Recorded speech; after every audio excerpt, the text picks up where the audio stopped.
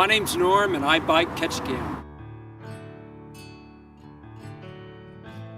I moved here in 1993 to work at the hospital, and I'd done biking in Texas before I lived here, and brought my bikes up and moved about 3 miles south of the Coast Guard base, which is a perfect commuting distance. So I started commuting in 1993, during the nicer weather months, April or May, and I've done it every year since. It's been 19 years now. I usually start in April and go through September, and then in October when the rains start, I put my bike up in the garage.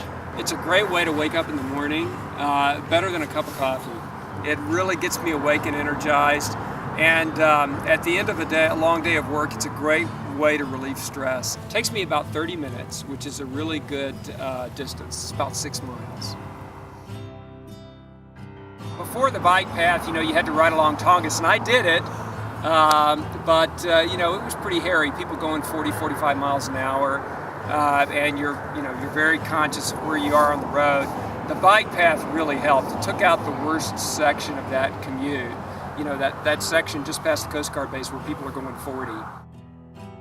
I realize Ketchikan is, it's not Portland, Oregon, but it's bikeable. The worst places are in town, in front of the mall going north. The two intersections. The road is bad there. The drainage ditches are bad. The drainage ditches are really wide and can catch your tire. And the place right there at Jefferson where there's 4 lanes is bad because some cars try to zip past you where there's not enough room. So most people are very nice, very polite, and they give you plenty of room. And so thank you to all the drivers of Ketchikan who are so polite to the cyclists. But every once in a while, it happens probably once a week, you get somebody who's not paying attention. Either they're on their cell phone or they're texting. And every once in a while, just the plain mean person.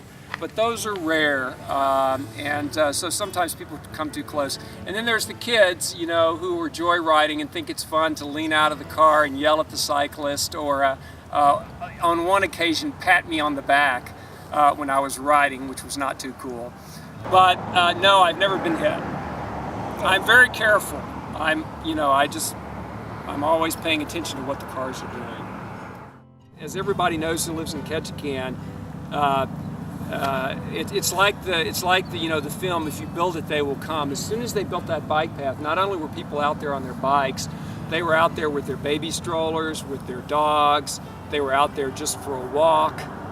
People use it for all sorts of things, and it really helps turn our town into a community. The great thing I think about a bike is you can just start and stop at any time, which you can't do in a car. So, you're driving your car through town, and you see somebody but there's no parking place, so you don't stop and talk to them. You're on your bike, and you see somebody that you haven't seen in a while, you just stop your bike right there, walk over on the sidewalk and talk to them. Whenever people see somebody on a bike on South Tongass, a guy on a bike on South Tongass, if they have a yellow jersey on, they think it's me. So a friend of mine recently said, "Oh yeah, I saw you riding and I stopped. I pulled the car off. I said, 'Hey Norm, how you doing?' And then he said, 'I realized it wasn't Norm.'"